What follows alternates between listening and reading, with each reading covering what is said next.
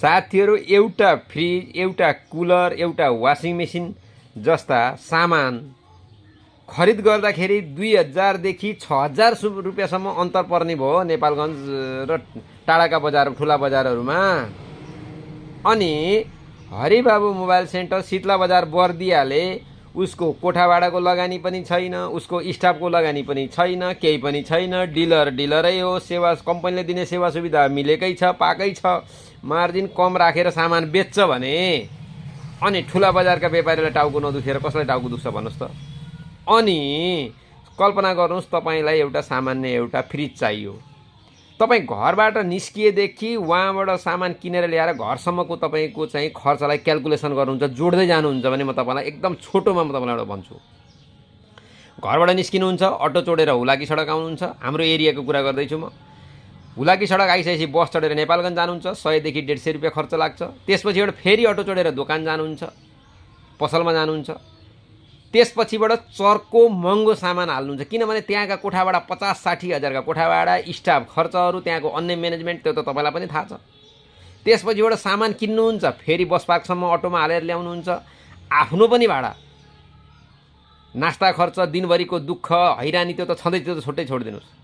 त्यसपछिबाट फेरि बसमा हालेर यहाँ सामान ल्याउनुहुन्छ र झार्नुहुन्छ, त्यो पनि तिर्नुहुन्छ, आफ्नो भाडा पनि तिर्नुहुन्छ। त्यसपछि घरसम्म पनि तपाईँले अब 3000 देखि 6000 रुपियाँसम्म अन्तर परिरहेको छ नेपालगञ्ज र शीतला बजारमा सामान किन्दाखेरि भने अब तपाईँ नेपालगञ्ज किन जानुहुन्छ?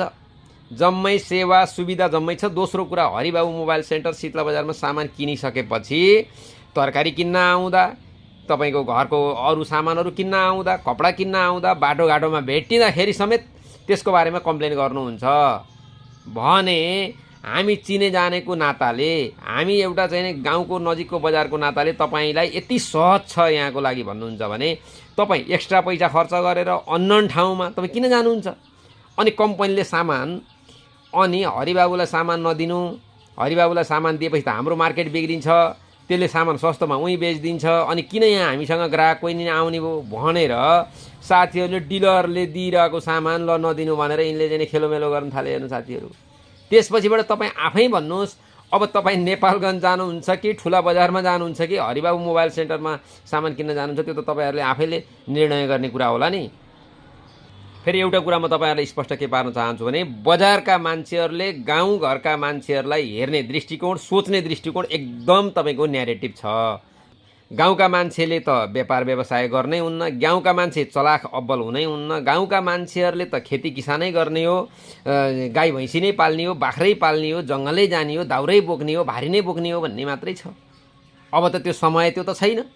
त्यसले गर्दा साथीहरू, कुनै व्यक्तिले कुनै एउटा दुईटा पसलले सामान रोक्न खोज्दैमा हरिबाबु मोबाइल सेन्टर शीतला बजारले रोक्नेवाला छैन, किनभने उसले पैसा लगानी गरेर पैसो हालेर ल्याउँछ। हरिबाबु मोबाइल सेन्टरलाई यो थाहा छ कि वीरगञ्जबाट ल्याउने कि काठमाडौँबाट ल्याउने कि धनगढीबाट ल्याउने कि चितवनबाट ल्याउने कि बुटुलबाट ल्याउने सामान भन्ने कुरा हरिबाबु मोबाइल सेन्टरलाई थाहा छ। तसर्थ साथीहरू, कति पनि तपाईँहरू यसमा चाहिँ भ्रममा नपर्नु होला। तपाईँहरूलाई क्वालिटीको सामान पाउनुहुनेछ। कुनै कम्पनीले सामान गुणस्तर घटायो, कुनै रेट नघटाउने र सामान गुणस्तर घटायो, सेवा सुविधा र सर्भिस घटायो भने त्यसलाई हामीले पब्लिक गरेरै हामी त्यसलाई आउट गर्नेछौँ र हामी राम्रो ब्रान्डहरू जसले सेवा सुविधा राम्रो दिनुभएको छ, जसको तपाईँको मार्केटमा एकदम त्यसको फिडब्याक राम्रो छ, ती सामानहरूको हामी पक्षमा लाग्नेछौँ। त्यस्ता सामानहरू तपाईँलाई 2 पैसा महँगो पर्न सक्छ, तर सामान सस्तो पाउनुहुन्छ। तपाईँले बजारमा गएर किनेको लोकल सामान भन्दा हामीले यहाँ बेच्ने राम्रा ब्रान्डका सामान तपाईँको लगभग उस्तै नै रेट पर्छ भने तपाईँ किन नराम्रो सामानमा पैसा हाल्नुहुन्छ? ती सामानहरूको बारेमा त, ती कम्पनीहरूको बारेमा त हामीले भिडियोहरू बनाएर त हाल्न बाँकी नै छ। हामी हाल्छौँ, तपाईँ ढुक्काउनुहोस्। धन्यवाद।